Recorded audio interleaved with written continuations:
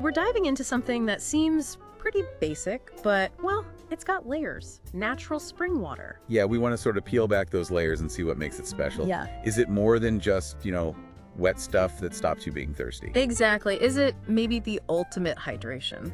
Offering more than we think. We've looked into its qualities, its benefits, so let's jump in. Okay, so first things first. Natural spring water. What are we actually talking about here? What defines it? Right, so basically it's water that comes from underground sources like aquifers, and the key is it flows to the surface naturally. On its own, no pumps involved initially. Precisely, and as it travels up, it passes through layers of rock and soil. That's its filtration system, nature's filter, you could say. Which is, when you think about it, quite different from our usual tap water, isn't it? Oh, completely different. Tap water goes through a municipal treatment process, often involves things like chlorine, sometimes fluoride is added, chemicals, essentially. Designed to make it safe, of course, but still a very different process than rock layers doing the job. Exactly. Spring water gets its purity naturally, and this difference, well, it leads to some interesting potential benefits for our bodies. Like the sodium content.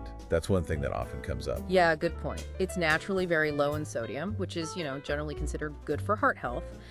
But it's not just what's not there. It's also about what is there, the minerals it picks up on its journey. Right, those natural minerals. We're talking things like calcium, magnesium, potassium. And these aren't just trace amounts sometimes.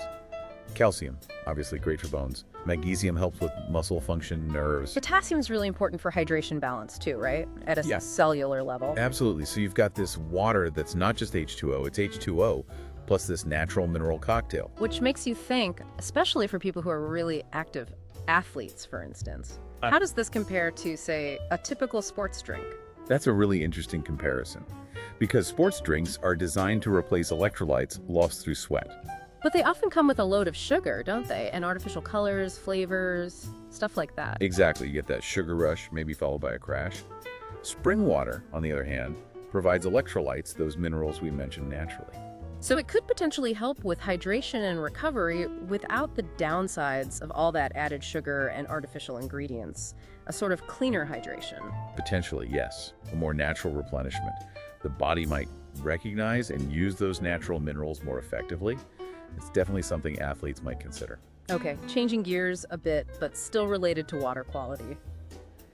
Some sources mentioned using spring water for bathing or showering. That sounds a bit luxurious. It might sound it, but the idea behind it is about what's not in the water. Tap water can sometimes have chlorine or minerals that can be a bit harsh on the skin. Stripping natural oils, maybe? Yeah, potentially drying it out or causing irritation for some people. The thought is that purer spring water might be gentler, softer, perhaps. And do the minerals in the spring water itself play a role there, like for skin health? Well, minerals like magnesium and calcium are known to be beneficial for skin barrier function and hydration when applied topically or ingested. So bathing in it might theoretically offer some benefits, maybe helping to cleanse pores without causing irritation. It's an interesting thought. It is. So if we bring all this together, the natural filtration, low sodium, beneficial minerals, maybe even skin benefits, does this make natural spring water the ultimate hydration source? That's the big question, isn't it? The argument is that because of those minerals, the body might actually absorb the water more readily. It's not just water, it's water plus helpers, you could say. Making it more effective at hydrating you. That's the theory. More bioavailable, perhaps, leading to better hydration overall. Okay, that makes sense.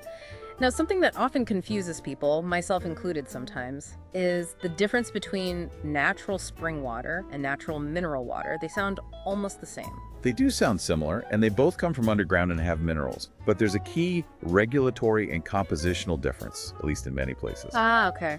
What's the main distinction? Natural mineral water generally has to have a certain minimum level of total dissolved solids, minerals, basically. And its mineral composition needs to be relatively consistent over time, coming from a protected source. So more minerals, and reliably so. Pretty much.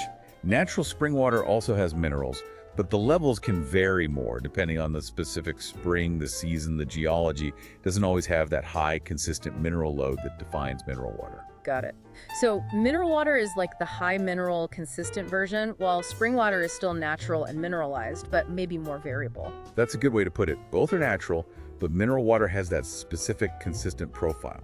You know, talking about these nuances, it makes you think about people who get really into water. Is there such a thing as, like, a water connoisseur? Oh, absolutely.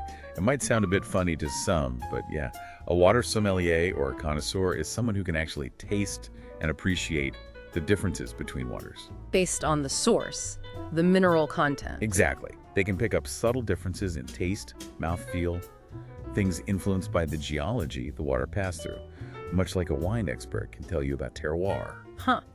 So paying attention to your water isn't just about hydration, it can be a whole sensory experience.